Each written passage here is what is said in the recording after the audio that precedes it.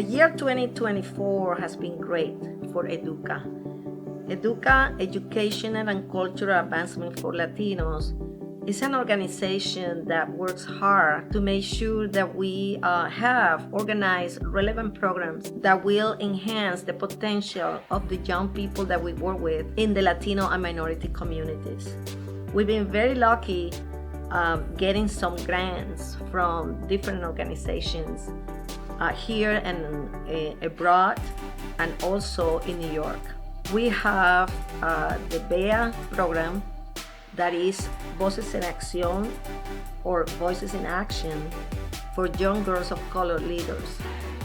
We do everything from STEM, journalism, we do a lot of art, different type of art and all kind of expressions, music, painting, dancing. We're going to try to do this picture. It doesn't have to be the same colors, but we're going to try to go sort of as much as we can on this just to give them an idea what to do. And they could just put in different colors just to kind of give it, just for them to have fun. They could just do any color they want. So it's just kind of more of a fun one this time. So. We did one that was very good. That was at INDOT. That's the Transportation Department, Indiana Transportation Department. So they are very big on helping women to get into engineering. So we had some STEM there, and actually because of that, Jasmine became very interested in working for them. I've never worked with the state before and never knew much about the state until I started working with INDOT and learning more about the state of Indiana. There is an intra-network with INDOT where I've read articles about how Hoosier Helpers help people not only with donating but also helping whenever there's accidents, helping make sure that the state of Indiana is running smoothly and helping the community. I've learned it through Arcea, where she sent me and a few girls going to one of the units in Evansville with Indiana and learning more about what INDOT offers and what it works with, working with roads and helping maintain them. I started talking with Amanda and working through the hiring process and eventually getting on hired as a seasonal to work with the materials engineer. So this is just one of the big results that we see, that how just a little thing like taking them to a session with these engineers just changed their life. And she got a scholarship from us, because we offer scholarships to students that graduate, as well as students that have some special interests like in music and painting and anything like that. We help them to realize that there is a way to channel those desires, those dreams. I take my magnet and I come over here and I go like this. The red moves over here. If I turn my magnet over, now I have a silver. This is the South Pole, and this is the North Pole. Okay? Yeah, try it. How much electricity goes? You gotta wager one to give it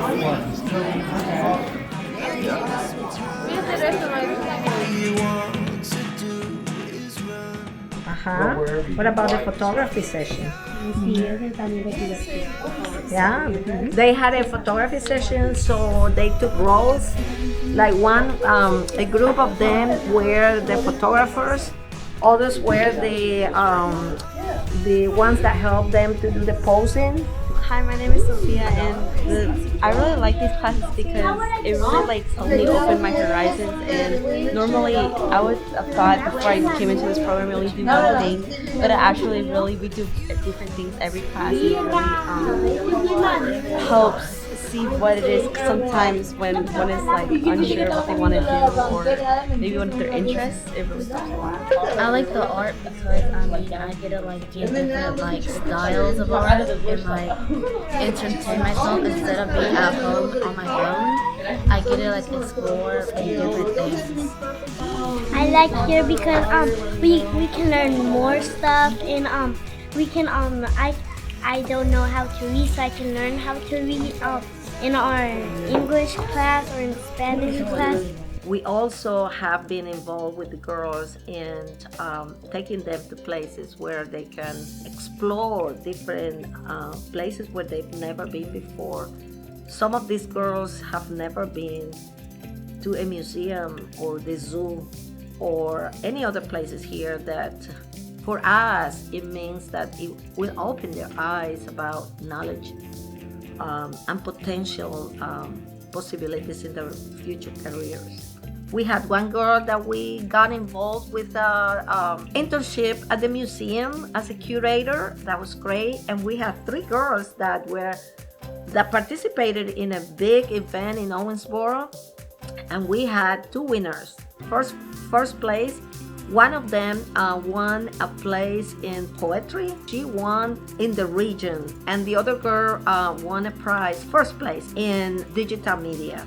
And this girl specifically really loved the fact that we did a session in poetry, and she just loved it. And after that, she started writing, and she was able to get first place. The other program that is big for us is the bilingual reading readiness program for kids K to 5th grade. So we've been able to do this program in the community for kids from any schools, and also for the after school program for the EDSC schools. So we started with a pilot program at Case Elementary School, and it's been just great. We've had them do the program of reading readiness, bilingual reading readiness. So we have 1 hour in English and 1 hour in Spanish on Wednesdays. And then we do the other program of leadership and empowerment program, the VEA program, on Thursdays. ¿Te gusta mezclar los colores? ¿Y qué más? Pintar, ok. ¿Y qué estás pintando? La calabaza. La calabaza. ¿Y la vas a usar para Halloween? Ah, muy bien. ¿Te gusta mezclar los colores, verdad? ¿Y cuál es tu favorito? Pintar. Pintar. ¿Y qué vas a hacer con este dibujo? Voy a guindarlo en la puerta de mi casa así para Halloween. Ah, maravilloso, qué chévere. Okay, so they now working on details. So what are they using now? They're using gel pens to add the details. To Oh, wonderful. Isn't that fun? Yeah. We try to help them to get to a level in both languages, in English and Spanish. So we have kids here that don't speak English that well, so we try to help them to get better at reading and writing. And then in Spanish, we do the same. The main thing with Spanish is that they keep their native language, because a lot of the kids sometimes they just lose it, and it's very important for us to make sure that these kids will learn how to read and write. So we've been very lucky again. I like to use that word because I feel that we're lucky, because we had one professor, Dr. Wilkins, Elizabeth Wilkins. She's been developing a curriculum that is very complete and very profound, a lot of substance in that program. She's been developing that program. I'm big on phonetics. I think kids like that and they learn a lot. So we had a lot of fun. We focused on 2 sounds. We had the short A and we had the long A. We had some flashcards, some group work. We read a book that had our 2 vowel sounds in them. And then we read another book just for fun, because I want to make sure all the kids feel like they're beautiful and smart and happy. And then we did an art project. Now O has 2 sounds. Everyone take your hands under your chin. This is the short sound. What does the short O sound like? Ah. Ah. Okay, hands under your chin. Ah. Now if it's long and strong and says its name, what sound does that O make? It says its name. Oh. Everyone say ah. Oh. What's different about this word? It has that silent E. And what does that E do to that letter? Oh. Good job. It makes it long and strong, right? So she's been developing, starting from vowels, short, long vowels, different range of activities where the kids really always have something new to do. They do a lot of reading. They do games where they have to listen to words and they write them on their boards. They do descriptions of animals, characterize different things that she brings, and they always start with a book that they do the reading, they discuss. It's just wonderful. We also have an instructor from Huntingburg, Claudia Tascon Peña, that is coming to help us on Saturdays, and she does a phenomenal job. My name is Claudia Tascon Peña, and I am one of the teachers here. Pretty much what we're doing today with the students, the EL students or English learner students, is that we're teaching them the short and the long vowels. This is something that we do have to start from the bottom because a lot of them don't know the language. So by learning little by little, I think they can put things together. And one of the easiest ways is to do short and long vowels. The next thing that we're going to do is next week, because they're going to be talking and learning Spanish now. We're going to do the alphabet. A lot of them don't know the alphabet either in Spanish or English, so I think it's something that is going to be very helpful for them. When we have classes with the variation of levels, like English speaking levels, like we have the newcomers. Newcomers are children or students that have been in the United States less than 2 years. So what happens is that every school corporation is very different. I work about 45 minutes from here in Du Bois County, and the way it works in our school is that when we have newcomers, we have them at least 3 periods per day. The ones that are just starting to learn English, and then the more advanced, we have them 3 periods in the afternoon. The reason why we do that is we have to make sure we are meeting, of course, state standards, and we're also meeting the requirements for them to be able to be under the classification as an English learner. I like to use the natural, what we call libro de lectura. It's a reading book. It's a textbook, actually, that we use in Colombia, where I'm originally from. And that book is great. The kids start from the beginning, so they understand, they learn the language the way it should be. And we do a lot of songs. They love the songs, so we do the songs about the vowels. They do the songs about the greetings and all kind of stuff like that. So we get kids from different schools, from the community itself, that they come. The parents really are interested in these kids to learn the language and keep it, because it's a plus. It's really a plus when the kids can have 2 languages. That means more culture, more knowledge, and mainly they learn to love the culture. And for me, that is my number one priority. So with the funding that we got from Old National Bank Foundation, from the Radical Fund with Hispanics in Philanthropy, we've been able to carry on these programs. We bought some materials that we use for them to be able to have more opportunities, to be exposed to more books. We were able to go to explore the Picasso work. That was wonderful. We had somebody from the museum that would come and explain to the kids everything about Picasso.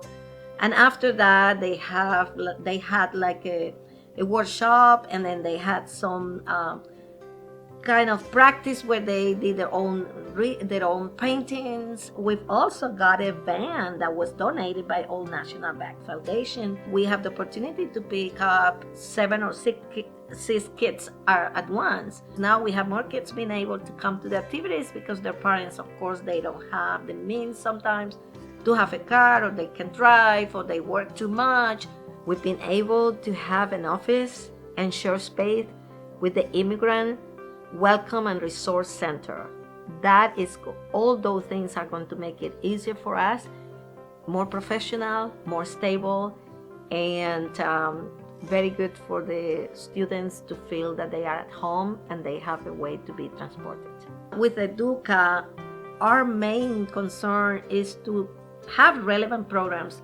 We organize relevant programs that will eventually help us to explore and look at the potential of these young leaders. It's a commitment that we have, so we can really be able to have an impact in how we can help these kids to come from negative situations, conditions, and probably look at the world and their life from a different perspective, from a different lenses. We are planning to have some tutors. Some of them are volunteers, but others are college students that, of course, we need to pay them because they need money for transportation and for their own things that I have to buy for college. So we are planning to have a few of those college students and some people in the community that are interested in helping us. We have some kids that probably they don't have much opportunity at school. But if we do have those kids to come to us on a Saturday, on a Tuesday, any of the days that these tutors are available, and have an hour, that's extra time that these kids will have to be able to enhance their learning, to be able to get more opportunities to become better. And believe me, these kids really want to learn. I mean, you can see their faces when they do well, when they come to the class and they learn something new. So we are so thankful, we are so grateful for the opportunity of these organizations, All National and Radical Fund and Grant Makers for Girls of Colors from New York and United Way, that they help us to pay for the insurance for the car, and so other many people that I probably forget now, but we've been just grateful for all the help that we've got. It's just great. We're happy. I think it's been a wonderful year. It's been very interesting, different in many ways, but just good results for everybody.